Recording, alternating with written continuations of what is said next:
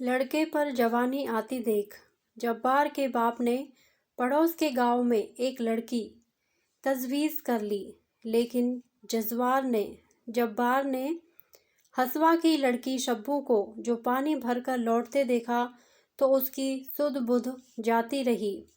जैसे कथा कहानी में कहा जाता है कि शहजादा नदी में बहता हुआ सोने का एक बाल देख सोने के केशधारी सुंदरी के प्रेम से आहत महल की अटारी में उपवास कर लेट गया था। बहुत कुछ वैसा ही हाल जब्बार का भी हुआ। मुंह से तो कुछ कह ना सका, पर शिथिल शरीर, चेहरे का रंग उड़ा हुआ, कुछ खोया खोया सा वह रहने लगा। माँ बाप ने उसकी हालत देखकर सलाह की, मुंह दर मुंह नहीं पर उसे सुना दिया कि ब्याह जल्दी ही उसका हो जाएगा। लड़की भी बच्चा नहीं, बिल्कुल जवान है। शमसल की बेटी जहुन्ना, आसपास के 4 गांवों में एक ही लड़की है। पानी का बड़ा मटका सिर पर उठाकर धमकती 2 मील चली जाती है, घर भर का काम संभालती है। अभी से यहाँ आ जाएगी तो जब्बार की माँ को भी चैन मिलेगा। बूढ़ी हो गई बेचारी, पर जब्बार को इससे कुछ तसल्ली ना हुई। वह अक्सर लंबी लंबी आहें खींचकर चुपचाप पड़ा रहता। एक रोज माँ ने आंखों में आंसू भर अपनी कसम घराकर पूछा तो उसने सच कह दिया। जहुन्ना की बात सुनने से भी उसने इनकार करके कहा, या तो हसवा की बेटी शब्बू, नहीं तो बस कुछ नहीं। माँ बाप ने बहुत समझाया। उसे सुनता देखते तो आपस में जहुन्ना की तारीफ और शब्बू की निंदा करने लगते। फिर जो लोग ऐसी बेशर्मी से ब्याह करते हैं उनकी कितनी निंदा होती है। यह सब वे लड़के को काकोक्ति, अलंकार और रूपक द्वारा समझा कर हार गए, पर धुन का पक्का जब्बार ना माना तो ना माना। बेटी की जिद से हार मान बूढ़ा गफ्फार एक रोज हसवा से बात करने लग गया। जब वह लौटकर आया तो क्रोध से उसकी आंखें लाल और ग्लानि से चेहरा विरूप हो रहा था। बंदूक कोने में रख कंधे की चादर जमीन पर फेंक वह जमीन पर ही बैठ गया। जब्बार की माँ ऊँटों को बेरी की पत्तियां खिला रही थी। तुरंत बूढ़े के समीप दौड़ी आई। जब्बार दूर से ही उत्सुक कान लगाए था। बूढ़ा मानो फट पड़ा, ऐसे नालायक बेटे से बे औलाद भला। जब्बार की माँ ने घबराकर बेटे की बलाएं अपने सिर लेते हुए नाक पर हाथ रखकर पूछा, हाय हाय, हुआ क्या? बूढ़े ने कहा, होगा क्या, ऐसे बेशरम बेगैरत लड़के से और होगा क्या। तमाम इज्जत खाक में मिल गई और घर मिट्टी में मिल जाएगा। माँ ने फिर बलाएं लेकर पूछा, हाय, हुआ क्या, ऐसा क्यों कहते हो? बाप ने कहा, अगर इसके ऐसे ही मिजाज थे तो यह कलात के खान के यहाँ पैदा क्यों नहीं हुआ? जानती है हसवा ने क्या कहा? सीधे मुंह से बात भी ना की। कहती है, शब्बू की बात तुम मत सोचो, उसे वह ब्याहेगा जो 250 रुपये की गठरी बांधकर लाएगा। 250 रुपये की बात सुन जब्बार की माँ की आंखें ऊपर चढ़ गई। बूढ़ा बोला, तू भी बूढ़ी हो गई, तू ही बता, तूने कभी ऐसा तूफान सुना है उम्र में? 250 रुपये कोई चीज़ ही नहीं होती। शमसल से मैंने जहुन्ना के लिए बात की थी, उसने लड़की के 80 मांगे थे, आखिर 60 पर तैयार है। उसकी लड़की भी एक आदमी है और वह बदजात मांगता है 250। और फिर तो बूढ़ी हो गई, तू ही बता, रंग जरा मैला हुआ तो क्या, और जरा साज हुआ तो क्या, औरत औरत सब एक। तुझे अपने काम से मतलब कि रंग से। अभी 6 महीने नहीं हुए इसके लिए बंदूक खरीदी थी तो वह ऊँट बेचा था। 250 रुपये उम्र भर में कमा तो पाएगा नहीं, और शान यह है। अच्छा तू ही बता, इतनी बूढ़ी हुई, 250 रुपये कभी औरत के दाम सुने हैं? 250 रुपये में तो फिरंगी की तोप खरीदी जाती है। जब्बार ने सुना और आहा को सीने में दबाकर करवट बदल ली। इकलौते बेटे का यूं दिन रात बिसूरना माँ बाप से देखा ना गया। बूढ़े ने कहा, मेरा क्या है, पका फल हूँ, कब टपक पड़ूं। जो कुछ है इसी के लिए है, रोजी का सहारा ये 2 ऊँट हैं, ये भी जाएंगे तो फिर खुद ही फिरंगियों की सड़क पर रोड़ी कूटने की मजदूरी करेगा। लोग यही कहेंगे कि गफ्फार का बेटा मजदूरी करने लगा, सो इसकी कीमत। मैं क्या सदा बैठा रहूँगा।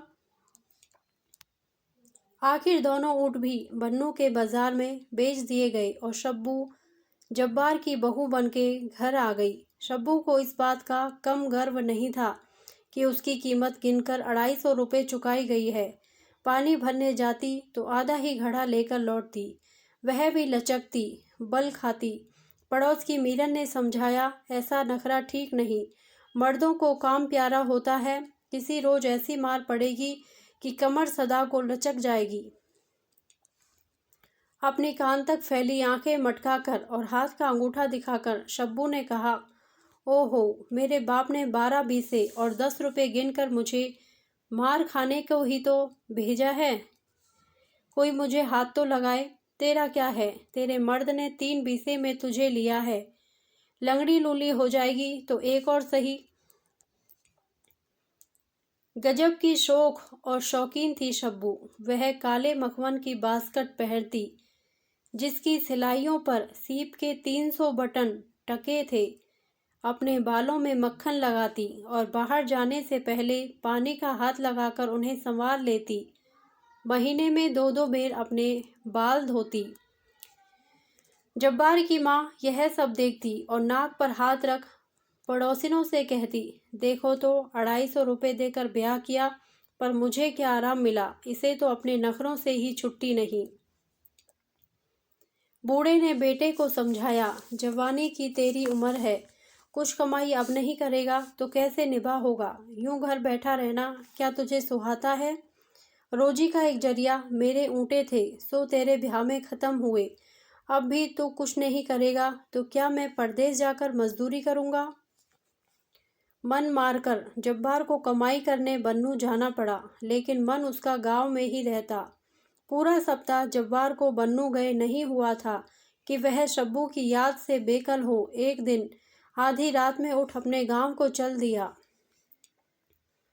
16 मील चलकर जब उसे उषा की अस्पष्ट लाल आभा में पहाड़ी पर अपने गांव की छतें दिखाई दी तो वह ठिठक गया। अपने गांव की क्रुद्ध मूर्ति और पड़ोसियों की लांछना के विचार ने उसके पैरों में बेड़ियां डाल दी। वह एक चट्टान पर बैठ अपने घर के दरवाजे की ओर देखने लगा। उसने सोचा, पानी भरने शब्बू निकलेगी तब वह उसे एक आंख देख सकेगा। बावड़ी पर चलकर बैठूं, शब्बू पानी भरने आएगी तो उससे 2 बातें करके लौट जाऊंगा। शब्बू पानी लेने आई तो 2 सहेलियों के साथ। जब्बार 30 कदम पर एक पत्थर की प्रोट में बैठ धड़कते हुए दिल से देखता रहा, पर एक शब्द बोल ना सका। बोलता कैसे, वह दोनों पड़ोसिनें बदनाम कर देती। दिल पर पत्थर रखे जब्बार देखता रहा। शब्बू सहेलियों से चुहल करती मटकती हुई लौट आई। जब्बार आहें भरता बन्नी लौट गया। जब्बार के विरह की आग में ईर्ष्या का घी पड़ गया। उसने सोचा, देखो मैं यहाँ परदेश में अकेला मर रहा हूँ और वह मौज करती है, उसे मेरा जरा भी गम नहीं। औरत की जात में वफा नहीं होती। 8-10 दिन बाद यह फिर रातों रात सफ़र कर शब्बू को एक पलक देख सकने और एक चुंबन पा सकने की आशा में गांव की बावली पर आकर बैठ गया, परंतु वह अकेली नहीं आई।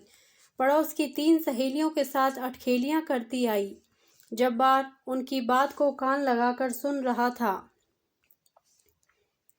मीरन ने शब्बू की ठोड़ी छूकर कहा, हाय रे तेरा नखरा, गांव के छैले तुझ पर जान दे रहे हैं, कसम तेरे सिर की। शब्बू के चेहरे पर गर्व से सुरूर छा गया। वे पानी लेकर लौट गई। जब्बार की छाती पर मानो 100 मन का पत्थर आ गिरा, पर बेबस था। अब उसके मन में संदेह का अंकुर और जमा। संदेह मनुष्य के हृदय में आकाश बेल की तरह बढ़ता है। उसके लिए जड़ या बुनियाद की भी जरूरत नहीं, वह कल्पना के आकाश में ही पुष्ट होता है। संदेह को निश्चय का रूप लेते भी देर नहीं लगती।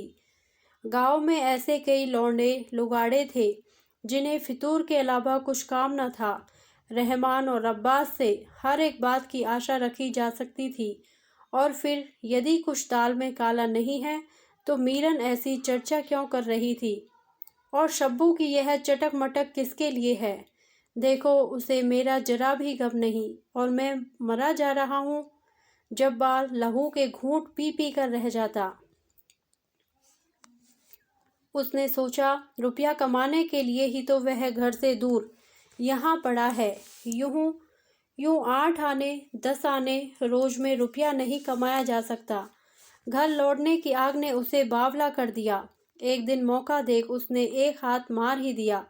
किस्मत अच्छी थी, वह पकड़ा भी नहीं गया और 150 रुपया कमाकर 1.5 महीने में घर लौट आया। जब्बार के बाप को हौसला हो गया, बेटा भूखा नहीं मरेगा। जैसे नील का दाग कपड़े को नहीं छोड़ता, वैसे ही जिस मन में संदेह एक बार प्रवेश कर जाता है उसे छोड़ता नहीं। जब्बार ने शब्बू से पूछा, क्यों? जब मैं बन्नू में था तो खूब मजे उड़ते थे। शब्बू भी निरी मजदूरिन न थी। चमक कर उसने पूछा, कैसे मजे? किससे मजे उड़ते थे? जब्बार ने कहा, क्यों, गांव में क्या कम आदमी हैं? रहमान है, अब्बास है।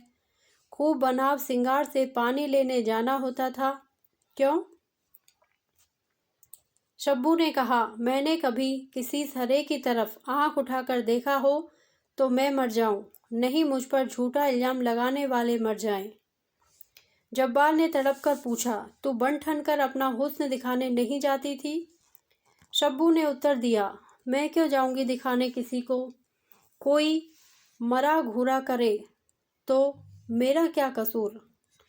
जब्बार ने चुटिया कर पूछा, तो तू यूं बन ठन कर दिखाने को निकलती क्यों है? अपने सौंदर्य के अभिमान में सिर ऊंचा कर शब्बू ने कहा, मैं क्या करती हूँ? क्या मुंह काला कर लूं? मैं जैसी हूँ वैसी हूँ। जब्बार बड़े यत्न से शब्बू की चौकसी करने लगा। वह शब्बू से 100 कदम दूर पर भी आदमी देख पाता तो उसे यही संदेह होता कि वह उससे आंख लड़ा रहा है। कुछ दिन में उसका खाना पीना हराम हो गया। किसी मुसाफिर को गांव से गुजरते देखकर भी उसे यह शंका होती कि संभव है शब्बू के रूप की ख्याति सुनकर ही यह आदमी बहाने से इधर आया है। सारा गांव उसे शब्बू के पीछे पागल दिखाई पड़ने लगा। एक रात जब्बार ने शब्बू से पूछा, आज तू बाहर से लौट रही थी, तब राह में मुस्कुरा क्यों रही थी? उत्तर में शब्बू ने पूछा, मैं कहाँ मुस्कुरा रही थी? जब्बार ने कहा, और वे सब आदमी खड़े हुए क्यों देख रहे थे? अपने रूप की महिमा के संकेत से पुलकित होकर शब्बू ने उपेक्षा से उत्तर दिया, मैं क्या जानूं? होठ काट कर जब्बार ने कहा, बहुत घमंड होगा हुस्न का, नाक काट लूंगा। शब्बू का मन गुदगुदा उठा। उसने कह दिया, 12 बीसे और 10 रुपए की नाक है, और मन ही मन मुस्कुराने लगी। शब्बू सो गई, परंतु जब्बार की आंखों में नींद कहाँ। उसने पुकारा, सुन तो। उत्तर नदारद। जब्बार ने सोचा, देखो तो घमंड इसका, मैं बेचैन पड़ा हूँ और मजे से सो रही है। यह सब घमंड हुस्न का है। इसी हुस्न के पीछे गांव के बदमाश पागल हैं। मेरी क्या आबरू है? अगर वह हुस्न न होता तो क्या मेरी आबरू यूं मिट्टी में मिलती? ऐसे हुस्न से क्या फायदा? गंभीर होकर इस समस्या पर विचार कर उसने सोचा, आबरू नहीं तो कुछ नहीं, और यह हुस्न तो सब लोग देखते हैं, मेरा इस पर क्या कब्जा? जब तक यह हुस्न रहेगा तब तक मुझे आबरू और चैन कहाँ मिल सकता है? रात के सन्नाटे में जो विचार उठते हैं वे बहुत उग्र होते हैं। दिन की तरह उस समय विचारों को बाधित करने वाली सैकड़ों उलझनें नहीं रहती। इसलिए भक्त समाधि रात में लगाते हैं, कातिल कत्ल रात में करते हैं और चोर चोरी रात में करते हैं और विरही भी रात में ही पागल हो उठते हैं। जब्बार अंधेरे में आंख खोले शब्बू के रूप के कारण होने वाले सब अनर्थ पर विचार कर रहा था। वह अनर्थ उसे अपरिमेय जान पड़ा। उसे सहन करना बिल्कुल संभव न था। उसने सिरहाने से पहना छुरा उठाया और अंधेरे में टटोलकर शब्बू की नाक पकड़ ली। एक ही झटके में नाक काटकर उसने फेंक दी। शब्बू चीख उठी। जब्बार की माँ उठकर दौड़ी। रोशनी जलाई गई। पड़ोस के लोग दौड़कर आए। जब्बार का बाप गुस्से में गालियां दे रहा था और दूसरे लोग इलाज बता रहे थे। एक बुढ़िया ने चिल्लाकर कहा, अरे जल्दी से कोई भेड़ बकरी का ताज़ा गरम गरम जिंदा गोश्त का टुकड़ा काटकर नाक पर रखो, नहीं तो लड़की मर जाएगी। जब्बार की माँ ने घबराकर कहा, इस वक्त भेड़ बकरी कहाँ? बुढ़िया ने उत्तर दिया, तो तुम जानो। जब्बार खड़ा सुन रहा था। शब्बू की नाक उसने इसलिए काटी थी कि वह केवल उसी की होकर रहे। दूसरों की आंख उस पर पड़ना भी उससे सहा न था। वह शब्बू को केवल अपने लिए ही रखना चाहता था। दूसरे की आंख उस पर पड़ने से उसके दिल पर घाव लगता था। उसके मर जाने की संभावना सुन उसका दिल दहल गया। जिंदा गरम गोश्त नहीं मिलेगा तो क्या? उसने वही पहना छुरा उठाया और अपनी जांग से जिंदा गरम गोश्त का टुकड़ा काटकर शब्बू की नाक पर धर दिया। जब्बार की माँ और बाप बिल्कुल पागल हो बैठे और दूसरे लोग हैरान रह गए। शब्बू चेहरे पर घाव के दर्द के मारे खाट पर पड़ी कराहती रही और जब्बार जांग में पट्टी बांधे खाट की पटिया पर बैठा शब्बू के चेहरे पर से मक्खियां हांका करता। जख्म के कारण शब्बू का तमाम चेहरा सूज गया। पानी का घूंट तक निगलना उसके लिए दूभर हो गया। तिस पर बुखार। यह हालत देखी तो जब्बार ने उसका इलाज बन्नू के फिरंगी डॉक्टर वाले अस्पताल में कराने का निश्चय किया। स्वयं बड़ी कठिनाई से वह चल पाता था, परंतु एक रात जब सब लोग सो रहे थे, उसने शब्बू को कंधे पर उठा लिया और बगल में लाठी ले वह बन्नू के लिए चल पड़ा। वह कुछ दूर चलता और सुस्ता लेता। कपड़ा भिगोकर पानी की बूंदें शब्बू के मुंह में टपकाता जाता।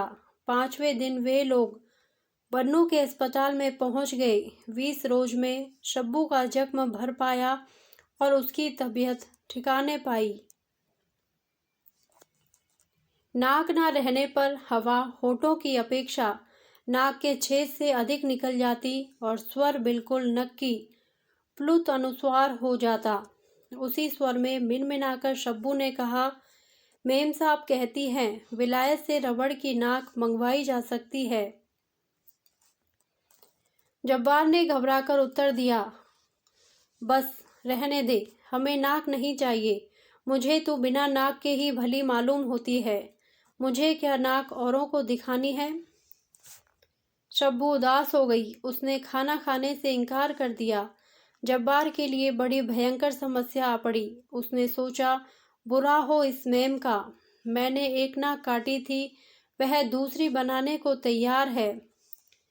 जब 2 दिन शब्बू ने खाना नहीं खाया तो जब्बार ने रबड़ की नाक की कीमत 40 रुपये डॉक्टर के यहाँ जमा करा दी।